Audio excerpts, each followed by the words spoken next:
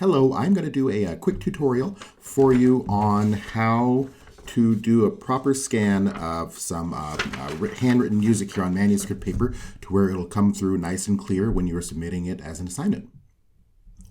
So I am purposely working under conditions similar to what I imagine you all might encounter. It's dark out, so there's no natural daylight to help me with my photos. So I'm just kind of in a room that is lit only by the lights in the room. So that's going to introduce some challenges, but here we go. So what you see here is kind of a page from the app that I use for scanning. It's called Scanner Pro. This happens to be a paid app because it has some pretty useful features, which for me, I do a lot of phone scanning, so it was worth paying for me. However, there's lots of free apps out there that'll work just fine for art purposes. So here I go. I've got the app and I'm going to open up the capture here. And this app is really good at guessing and finding borders, but I've turned off some of that functionality for now, just to kind of show you step by step how to do this. So what you see is I have my music on a music stand, and it's on a music stand not so much for the stand, but really for the fact that it's a nice dark shade here that contrasts with the paper. So that's going to help me get a better photo. It's also going to help me later on when I do any cropping I need to do.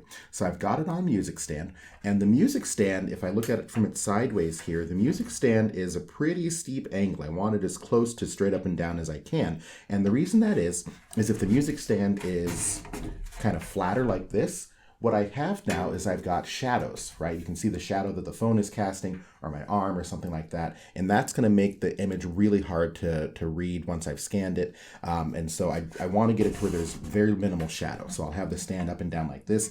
By the way, I haven't always had a music stand handy. Sometimes I just kind of set up books or something like that. Anything that allows me to point the camera at the shot without getting shadows. And the other thing I want to point out is that I'm under a ceiling light. So I've got the stand kind of right under the light, so it casts floods a good amount of light onto the shot. That's going to make it easier. Let's see if I can try to pull it out of that light so you can see.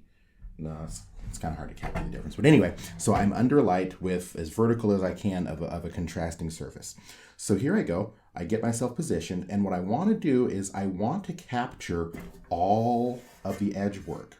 Right? So on all four sides, I'm making sure I get a little bit of this black background because it's going to be really important that I get every single corner, every piece of edge, because if I'm zoomed in even a little bit, this is actually going to make it harder to crop later. So I want to make sure that I have all of the edges included. And then once I do, you can see my app is busy guessing at the edges because, again, that contrast makes it easy to find.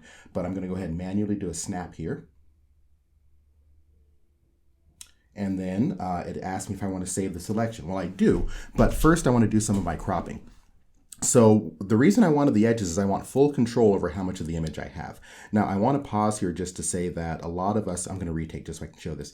A lot of us are going to be tempted to kind of zoom in like so to capture the image that way. Right? But that's going to be problematic because when I need to crop later, it's going to take a very, very long time to get it to the right proportions to be a page. So it's actually much easier to just get the entire piece of paper, all edges, all corners, right? And then just snap the image that way. So now I'll do my cropping. Because I have all the edges and all the corners involved, this is actually pretty darn easy to do. I just kind of hug those edges. Now is a good time to crop out that black background as best I can. And this should, if I save the selection, get me a pretty good final product. So let me go look at it. Processing. Yeah, that's not too bad. It's pretty easy to read. It's in monochrome. And I should point that out really quickly too. I want to make sure that I'm doing a black and white document. If I do a color photo, which is kind of the original, you can see how it's really kind of grainy, it's kind of gritty. Not only does it look kind of sad, it also takes a lot more storage. So it's actually a heavier file than it needs to be. Similar with a grayscale photo, I still get some of that kind of, just a kind of ashy look to it. And even with a color document, you know, it just looks kind of cheesy in my opinion. So black and white document, nice and clear, monochrome, perfect, ready to go. I've made sure that my paper size is in fact letter. And now I'm done. Now I can, I'm done. I can share it. I can put it on a computer. I can send it as an email, whatever I want to do. So it's all ready to go. So this is just a quick tutorial. I can give it a special name if I want. But anyway, quick tutorial on how to get a nice, immediately usable scan.